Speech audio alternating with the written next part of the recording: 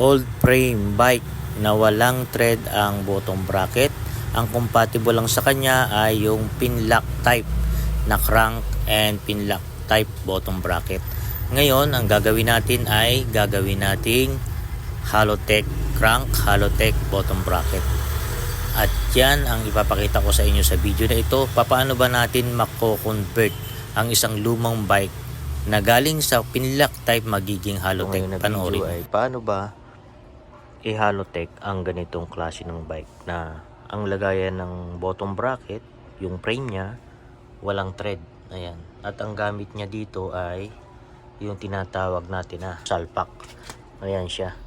So hindi mo pwedeng gamitan ito ng mga threaded type na bottom bracket like yung mga square type, yung mga Halotech, kasi may mga thread dyan katulad nito. Ayan, no? Hindi mo pwedeng ilagay yan dyan. Ayan. Paluwag siya. So paano ba natin ito magagawa ng paraan? Konting review lang tayo sa pin lock type. Ang pin lock type kasi ay laging umaalog yan. Pati yung lagayan ng crank na may pin, laging lumakalangit-ngit yan, laging may alog. Yan ang issue ng pin lock type. So ayan, gagawin natin ngayong Halotech. Una kong gagawin mga kaparts ay itong cap nya para sa pin lock ay babawasan natin dito sa likod. At yan, makikita nyo mamaya bakit binawasan ko yan at ano ang purpose ko, bakit ko babawasan yan. At ito nga pala, nag-isip ako kung paano ko ba magagawa ng paraan yung ganitong klase ng bike. Kasi ang totoo, nagpinlock talaga ako ng bike. Ang problema nga lang sa kanya, wala pang isang buwan, alog na, umaalog na yung bottom bracket, yung lagayan ng yung crank doon sa pinlock, laging maluwag, lagi siyang may langit. Bala ko na nga i-welding na lang para hindi tumutunog.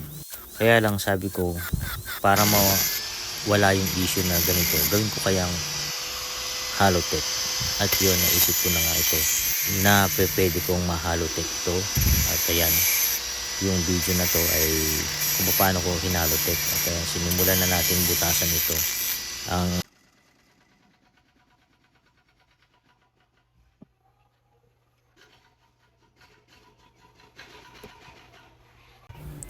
At ayan, yan pinutol ko na yan yung magiging magsisilbing ano niya, thread nung Halotech natin. At ayan, ipasok natin. So sa pagpuputol, medyo eksakto lang dapat kasi pagka lumaki naman yung butas, hindi naman magti-thread doon sa Halotech. Kaya talagang dahan-dahan ng pagbabawas. Ayan. O, ayan. Yan ang purpose niya. Kaya binawasan ko yung cap na yan. Ayan, natapos na natin yung isa. Ito namang pangalawang cap ang ating babawasan. Ayan, simulan na rin natin. Pangalawa na to mga kaparts. Yung isa tapos na, ayan sa tabi. Kabila naman ang titirahin natin. Ayan. At siya nga pala, no, ang purpose kasi yan, bakit binabawasan ko yung kopa or cap ng bottom bracket para sa pin type. Yan kasi yung magiging spacer ko doon sa gagamitin kong Halotech. At siya na rin yung magsisilbing parang thread o lock ng bottom bracket pag pinasok ko yung bottom bracket doon sa frame. Ayan ang purpose niya. Bakit binubutas ko ng eksakto lang yung butas, nakakagat yung thread ng Halotech doon sa cap na yan. Ayan ang use niyan, kaya ayan ay pinubutas natin.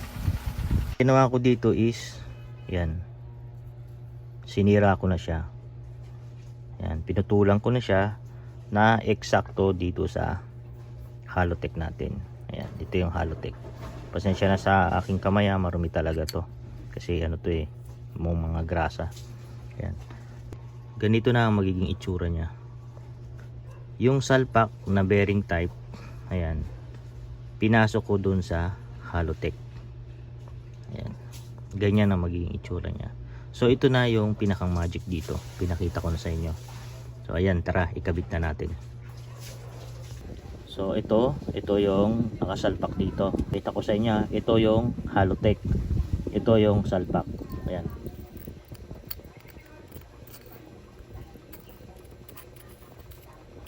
Ayan.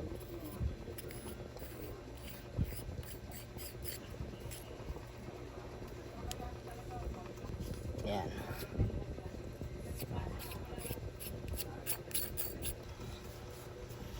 Sprayan ko na to ng WD-40. Kaya pinupunasan ko na lang. Kaya pansin nyo kanina sa video, may basa siya.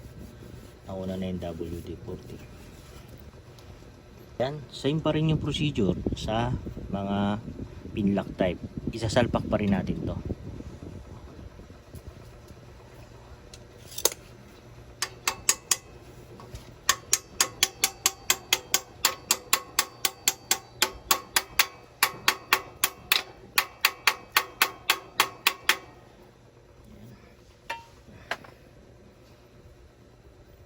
Natin yung right, ito zoom natin para makita ng gusto.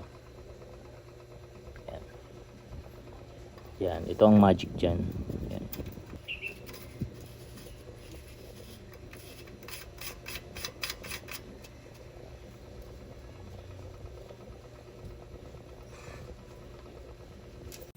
Ayan, nailagay na natin yung kabilang side ng Halotech.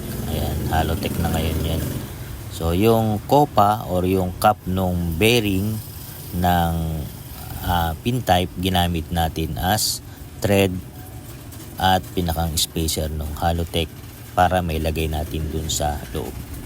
Ayan, ito yung kabila. Kalasing ko na rin. Ito, kabit na natin dito.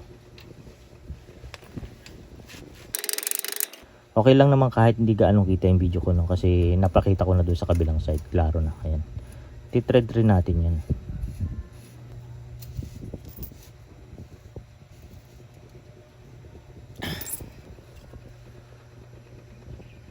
Naka-Halotech na tayo. Ayan. Next natin ilalagay yung crank na. Ito yung crank. Ayan. Nakita nyo yung texture ng crank. Pangit, diba? Sinasadya ko yan kasi nga yung bike ko pinagmumukha kong luma.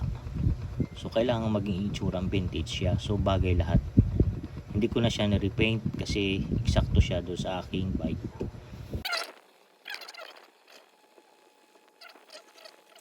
Pasok na natin.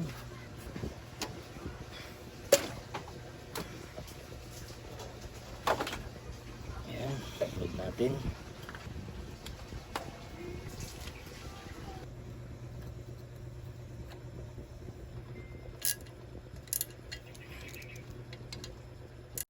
Ayan mga kaparts, sa video na to medyo pinas forward na natin kasi medyo matagal to at mahaba.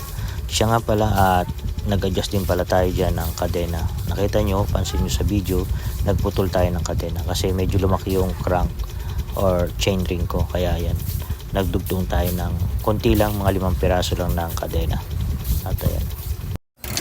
Siya nga pala, kaya ganyan ang tunog niya, na-edit ko na rin yung cogs niyan. May video na rin ako niyan paano mag-edit. Halotech na siya. Naka 24 ako ng kasi kailangan ko magaan lang. Hindi ko kailangan ng mabilis. So 24, tapos dito naka 42 ako ng plato. So napakaganda na ng ikot niya. Naka Halotech na siya.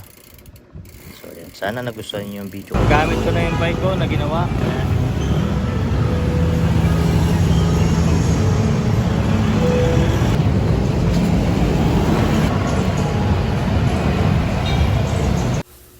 Ayan, thank you po sa inyong lahat. Please subscribe nyo po ako sa YouTube channel ko.